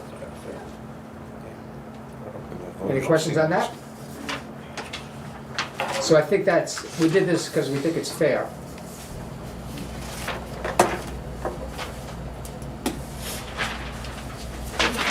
Article number 6, pond level management ordinance. There's nothing attached for the pond level ordinance. Oh, you mean the ordinance itself? Changes. Oh, it says proposed modifications to the pond level ordinance, see we don't have attached. There's no money, this is a No. budget hearing, and there's no money attached to this warrant article, so we, Oh, Oh, you save some money by not printing it. right. And if we can get away with it at the annual meeting, Yeah, I'll have it up on the screen, yeah, Yeah. it'll be in the handout, I would think. usually. Probably put it in the handout. But I think you explained, as I understood it and read it, was the commissioner's hands were entirely tied last year for the old ordinance, and when the waters rose precipitously high, it went into sort of an emergency situation. This gives a little bit more flexibility, Right. Yes. so that we don't have people running to the emergency guy every single time. Right. Article 7, Grissom Road, here's a doozy. This would be a pretty good conversation to have right now. The way that we worded it last week, we had 2 meetings to pull this all together, the budgets and the warrant articles. So, to see if the village district will raise and appropriate the sum of $70,000 to replace and upgrade the existing failed culvert on Grissom Road per engineering design to permit the reopening of Grissom Road. Per engineering design. To permit. Permit. Permit. To permit reopening. Reopening. Right. Not like a permit. I'm tripping over the engineering design because There is none. there is none. Right. That was done by a quote from a contractor. The engineering design we have is for something much more expensive, which is what I want to get to. Right. So because we had a quote, so this is what we know. This road has failed twice, and is everybody familiar with Grissom Road? What it looks like? It's a road that was built across a ravine, a natural ravine, coming down from Colby Hill. Sharp slope, year-round brook, and it's basically a dam with a culvert in the bottom of it, which is too small, too old. And it's actually collapsed. It's got a hole in the top of it, and a hole has appeared in the middle of the road. 4 quotes were gotten from a contractor with no engineering design attached to any of the 4 quotes. One of the quotes is to fix the installation of the existing culvert that was put in at the top of the dam that the road created across this ravine. It does nothing to the culvert that was put in the 1960s, which is a metal culvert at the bottom of the ravine to let the water run all year. The culvert put in at the top of the height of the road was to, if the bottom one started to clog, the water level would rise and it could start to come out the overflow. That overflow culvert was not put in the right place. The contractor who put that culvert in an emergency situation, did not put it in where he was told to put it in. It's supposed to be where the road actually eroded now twice, down 6 feet. So here's the thing. This warrant article, the way it's worded now, doesn't do anything for us. And this will not even appear on the warrant, maybe as a result of this. I'm asking this group to make a major decision here. To fix this drainage problem, this culvert problem correctly, against what a contractor decided the way it should be fixed, would cost $650,000. That fixes the Grissom problem. It doesn't fix the next thing downstream, which is the Bergdorf problem. The contractor's quote, without an engineering design, to fix the Bergdorf culvert problem is $460,000. So if I add these two numbers together, I come up with 1.1 million to fix a drainage problem on 2 gravel roads in Ottawas. 1.1 million. So the $70,000 Article number 7 doesn't get us anything. If this isn't fixing the culvert that's at the bottom, which has a hole in it that's causing that road to be closed. If we were to say we want to put a warrant article on so everybody can see that it really costs 1.1 million to fix the drainage problems on this road, we would need another hearing, because this definitely throws us into reposting and wanting everybody, telling the DRA we're making a change like this. You can't make a change of that amount of money just by voting, this board voting. So,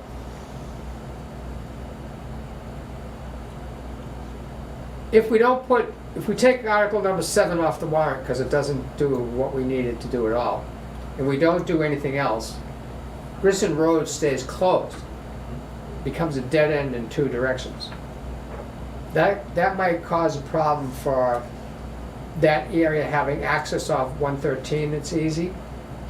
It probably means that if you used to use Grissom Road to get to Jungfrau and those, you'd have to come in through Idlewice Drive and go Gretchen. You have to take a little longer way. I don't know what it means to emergency services. A little harder on the highway department. It's easy to just plow straight through a road than have to stop and build a snowbank all winter. Or 1.1 million. Where did they come up with this 70,000? So, I'm confused. that's okay. So we got 2 sets of quotes from GW Brooks for the purpose of FEMA, because FEMA declared July as a natural disaster. So the 70,000 is to reset those existing culverts and bring that road back to pre-existing condition for 70,000. Just the top one. Correct. So FEMA's been here and done 2 site inspections in the last 2 weeks. And they've made some recommendations as to what we can do to not spend the $1.1 million, because they won't mitigate that much money. They'll only mitigate, it's called the benefit cost analysis, and it's about 130,000-ish based on this $70,000 estimate. And that's going to be replacing both the bottom and the upper culvert with a 4-foot culvert and a 4-foot 48-inch around culvert and a 36-inch around culvert. I have the notes. Tony and Jeff have done all of the talking. They know much more about this than I do. But there is possibility of reimbursement from FEMA and mitigation to bring this road with some upgrades. Not that upgrade, obviously. But it would be usable.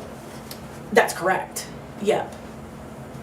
But there isn't enough time to get this on the warrant correctly? You're not going to hearing to make this change, right? Well, I find it hard to believe.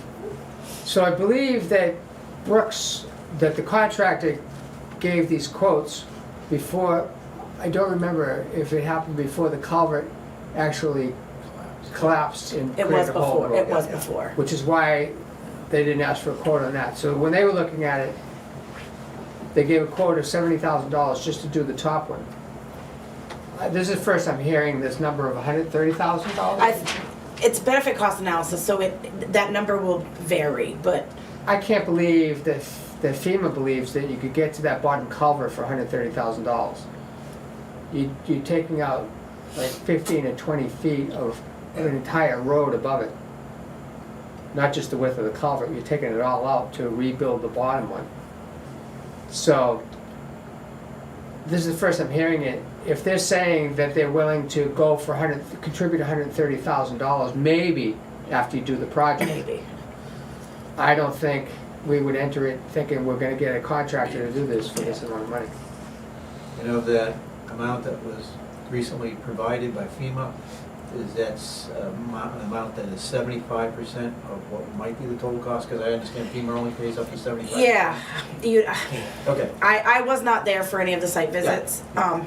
This is just my It's little good. interpretation of it. And there's nothing in writing that, from FEMA Right. about Right. this, which, that's risky business to be telling taxpayers that there's a FEMA aspect to this story, when there may not be. If you could do it all and then find out, oh, we decided that this is what we're really gonna do. And Right. so I would never want, I would tell people that we've been talking to FEMA, but don't bet on it. You can't use that as a selling technique. FEMA may pay for this.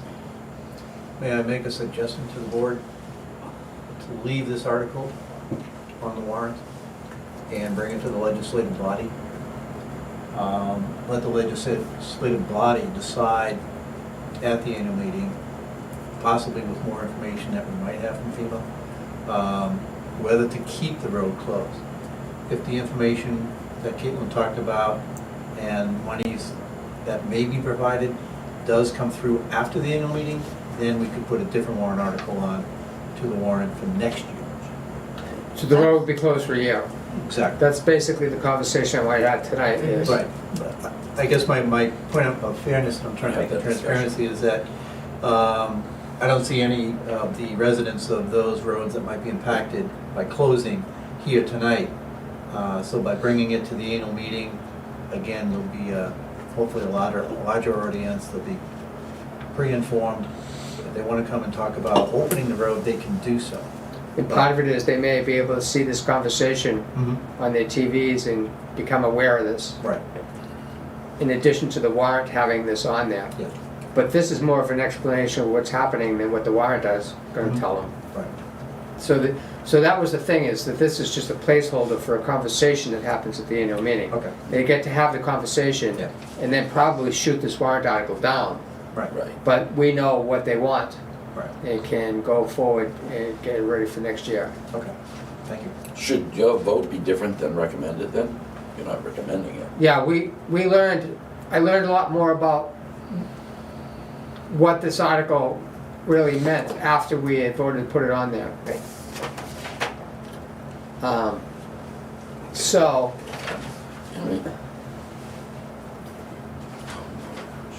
Do you have a question? let me think for a minute. I wanna take care of this thing about the recommendation. We could put a warrant article on the warrant and not recommend it. Yes, And I'm just thinking of when we can change the recommendation. Can we change it now? we can change it anytime. The recommendations are not required to be at the budget hearing. Yeah, you received new Right. information between. So we can say Yeah. we found new information Like what and- we're gonna do right now? And now we're gonna not recommend this warrant article, Yeah. whereas last Tuesday, it sounded like Good thing. something that we might need to at least explore, Right. you know? So I'm gonna make a motion now to see if you wanna discuss this. I'll make a motion, we change our recommendation. I'll And we can second vote. The way the vote goes will be the recommendation. If you wanna discuss it, somebody Would have seconds said it. second. Huh? I said would have said second. I second the motion that you just made. Okay, Yes. you want any further discussion on, No, Recommending this now. I think you explained it right there as to why. Right. so I vote yes, You that wanna I vote no, we don't recommend this article. And I'm gonna agree with that, I'm gonna vote no too now. Yes. So I do not want to recommend this So the article. recommendation now is 3 no's. 0, 0 to 3. 0 recommend. Just change it, 0, not 3, 0. recommended Right. by the board. Any further discussion on this with you? Yes, Carrie? I have 2 questions. Wasn't Grissom Road closed for at least a year prior and then fixed? And then we had the first storm, and then the May storm, and then we had the later storm, and it was closed again? I mean, I remember we. It was Bergdorf that was closed. Oh, it was Bergdorf, okay, sorry, all the roads look the same in the area, sorry. And isn't there a water line that goes through? Yes. There's a water line that goes through Grissom. It doesn't go through the Bergdorf culvert. There's Okay. no water main there. So and it's the Grissom culvert that we're talking about. So do we need to do something to keep that water line safe in the event that we have another large storm? We had the engineer from DeWatt and King look at it, and he wasn't concerned about the water main being threatened by the erosion that was happening in the middle of the road because of the culvert failure way down 15 to 20 feet down below the road surface at this point. We have to watch it and see if it continues to erode and see whether it starts to threaten that water main. Okay. If we do get another big rainstorm, the same thing is gonna happen. Yeah. That culvert's gonna give way and that water main's gonna go away. It's gonna get ruined again. In retrospect, So, I thought we should have said we want to have 2 isolation valves on either side of this makeshift dam that we're dealing with, so that we just turn it off when that pipe gets blown out again, rather than have a tank empty because it's gushing. But so we'll do- would this be better served to make sure that that water main remains intact? Like if we need to do any remediation to make sure that it remains intact? You mean mitigation? Whatever it Yep. is, remediation. So I think the biggest, the most important thing is, talking with FEMA, getting FEMA to educate the taxpayers in the process of how it works. It really is very cumbersome and it is a lot to regurgitate. And I think that that's probably the first step, is to hear them. The people we're working with are very good, but it's a lot. And they, the 70,000 brought that road back to pre-existing condition, and that's it. Anything more than that, you'd have to mitigate to upgrade it. one of the things about it is that what FEMA is hinting that they may give some money to help pay for isn't the solution that the engineers designed several years ago, and isn't what the state of New Hampshire permitted. They wanted something that had a much bigger opening. Part of the problem that I see with this dynamic of where this problem is when the water really starts flowing when we get a 5-inch rainstorm, and I shuddered to think that San Diego had a 10-inch rainstorm this month, what 10 inches would do here. When that water starts coming down from Colby Hill, it starts taking everything that it can with it, like dead trees, and brush, and rocks. And if you were there when the water was flowing, the rocks banging through the culverts sounded like there was a train in those culverts. The force of the water was unbelievable. So it brings its own clogging materials with it as it starts to really need that culvert to be open. First thing it does is clogs it itself, which is why I think the engineers want something that looks like a bridge as opposed to a culvert, because it's easier to jam up a culvert. So even if we do this, even if we believe FEMA and go off and spend $200,000, I think it could happen again. So it's like, one of the options here is we never fix this. We put the water main down and there's a ravine there. We have 2 roads that don't go through anymore, unless we want to spend a lot of money. Yes. How many houses are in Grissom? How many houses are in Grissom? How many houses are affected? The house, it's at one end of Grissom where it intersects with Aspen. Aspen. Okay. So it's not houses on Grissom that are affected. It's access to Aspen and the network of roads up there. Right. And that house on the corner of Aspen and Grissom, the way they come in, now that that road is closed, in the winter, they have to Yeah. and they're already complaining. I've got. And it's hard for the plows because the plows have to go downhill, now into a dead end, Okay. And back. and they have to back up in the wintertime. And backing up in the wintertime uphill is not fun. So it's complex and expensive, very expensive. Any more warrant articles to go here? Yes. Yep. Como pressure zone, jeez. In the 2005 master plan,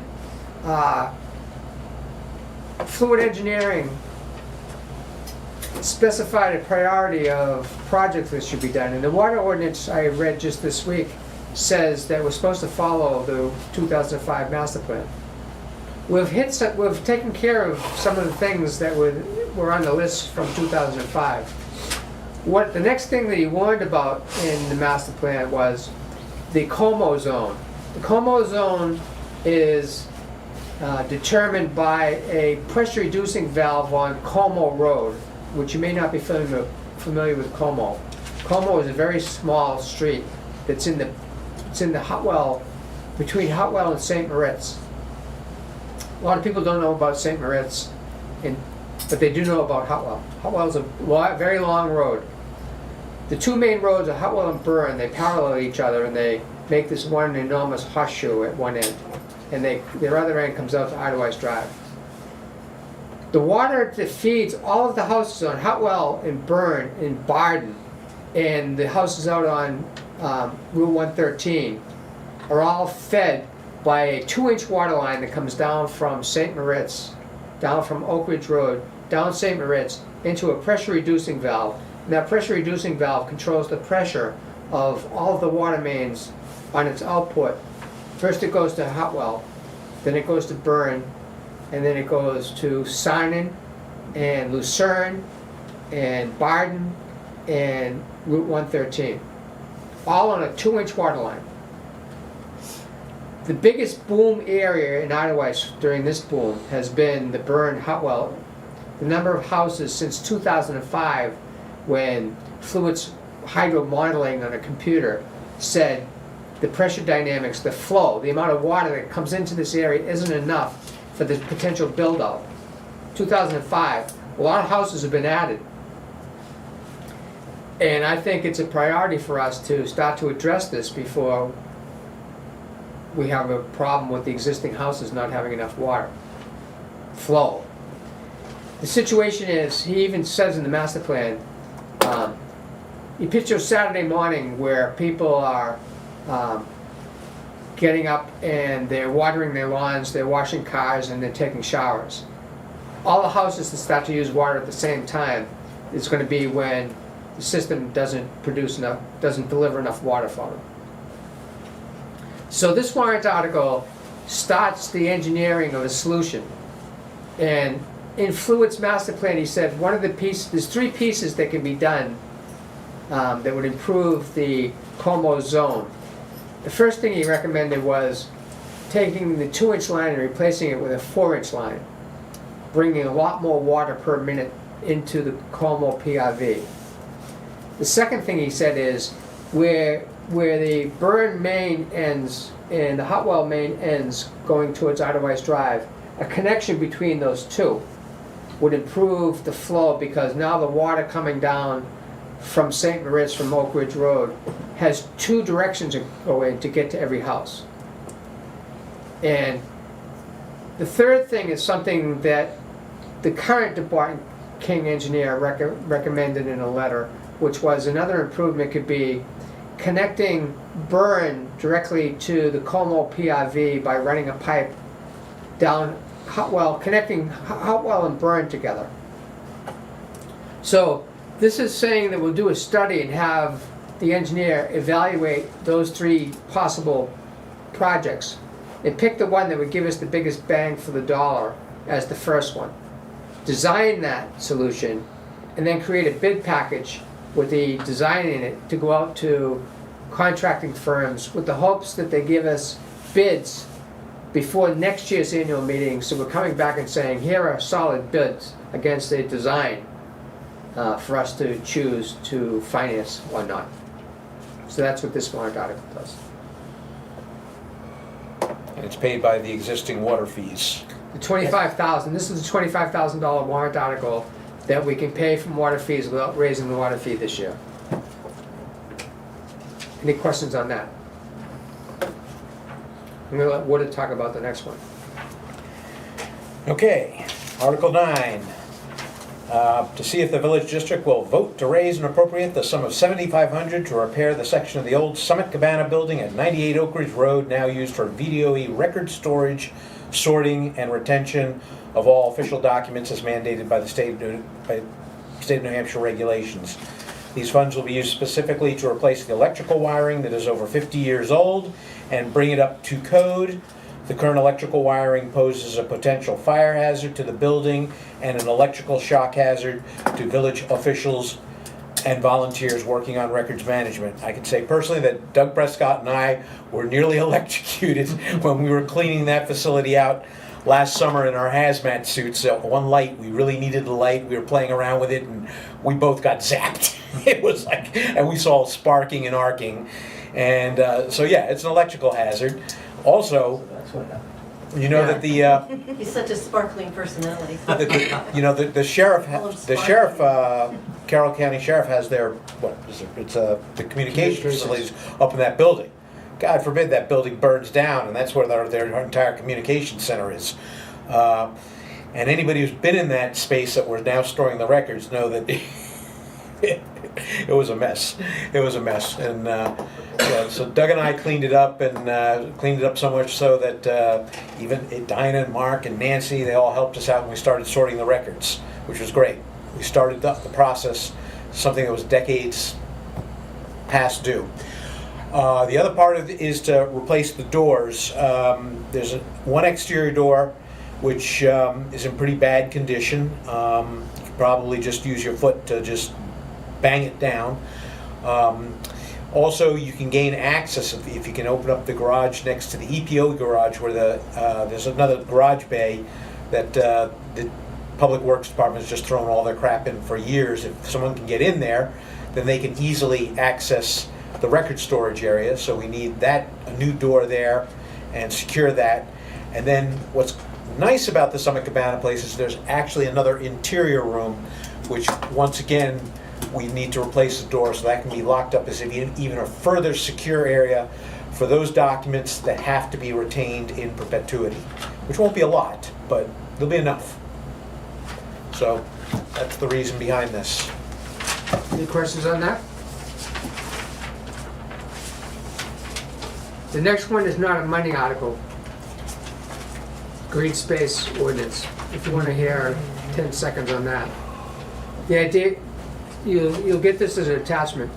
The idea is that the village owns many lots in Idleways. I think the number was 178 at one time. Yeah. It's a lot of lots that the village owns. A lot of them came when the taxpayers purchased Idleways from Great Northern Developer. And a lot of people have donated lots and took the tax assessment as a write-off and gave them to Idleways as green space. So there's been debate about whether to do something with these lots. And what this ordinance would say is that existing property owners of Idleways can ask the voters at an annual meeting if they would allow a lot that they're interested in to go up for auction to only abutting lot owners. So there might be a lot that I have an interest in next to my lot, and I would like the village to consider letting me buy it. Well, the village will say, we like green space, we don't want to lose green space. We may let you buy this through an auction in a competitive situation against the other abutters. We'll notify the other abutters that we've decided to let this go in auction to see whether you want to buy it at a price or whether you want to buy it or if somebody else wants to buy it in competition, they outbid you. Whoever gets to buy it as an abutter has to merge it with their lot. So it's not going to have a new house on it. You're buying it because you want extra space, you want to buy it because you want to be able to create a view and get control of the trees. You want to expand your current house up to the property edge or onto it, but no new houses will result of this. And that property would now get added to the tax base a little bit by the fact that your land is now merged to a bigger lot. You'll be paying a little extra tax on it. So that's what this does. The idea is that everything stays as green space. No new development happens other than an expansion of current development. And it goes back onto the tax base a little bit. That's what this does. Yes? Would there be a requirement for the person buying the abutting lot to have it merged within a specified period of time to make sure that that indeed does happen? They have to, before the transaction is actually completed, the merge has to happen. This is following a procedure that the town of Madison does when they do a tax auction. They notify only the abutters in the case of Idaho. So when they auction one of their tax acquired, if somebody didn't pay taxes for 3 years, they acquired the lot through a selectman's deed, they call it. Then they choose to put it on, they'll notify the abutters of that lot.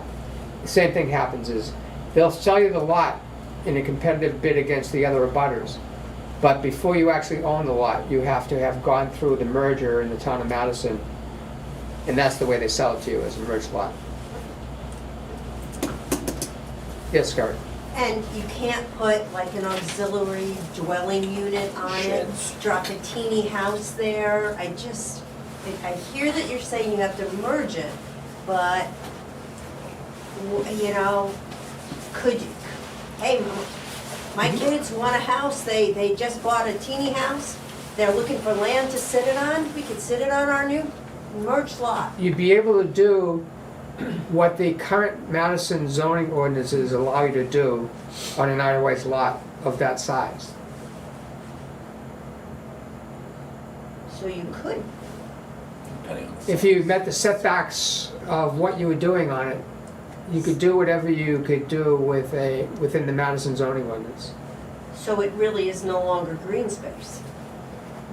Could no longer potentially be green space. So are you saying, for example, an ADU, accessory dwelling unit? Yeah, Again, to Mark's point, if merging this lot with yours gives you more than the 2 acres required for an accessory dwelling unit, the house that could be built can be no larger than 800 square feet. But I don't think there's probably only a couple of lots in Edelweiss that are greater than 2 acres. I know of one.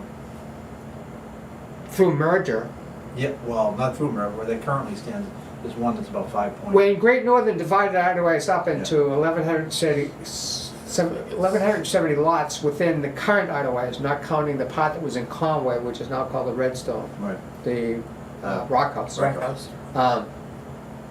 They tried to get, on average, half-acre lots. Most of the lots, the overwhelming number of lots in Idaho are half-acre lots. The ones that are smaller are the ones in the water. Some of those got down to 1/3 of an acre. When they made a lot that was greater than an acre, it was a problem.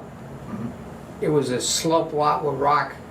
They decided, in order to sell this baby, we got to make it bigger, so they could figure out a way to do something on this lot. So wherever I saw a lot on the maps that was bigger than an acre, I knew it was a problem lot. I knew I was going to see something tough. So the average lots that we have, that Idaho owns, are about half-acre lots because the odds are it's going to be half-acre. So the merger is going to be typically a half-acre lot to a half-acre lot. So it's what you can do under the current Madison zoning ordinances with a 1 acre lot, if that answers your question. And I don't think you can build 2 houses under the Madison zoning ordinances on one 1 acre lot by code. You might be able to build Garage. You could have garage Yes, with like a little unit right. above it, like, stuff. which I don't think is far away from keeping that as green space. You know, it's to avoid a house, a full-blown Right. second septic system, water hookup, the whole shooting match. That's where I say it's not green space anymore. Good question. Any other questions from the hearing? Well, thank you. Good work.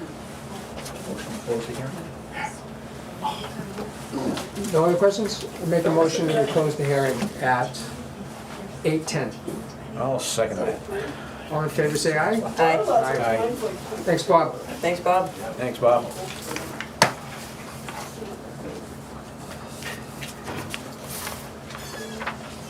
All set? I think so. Thank you, Caitlin.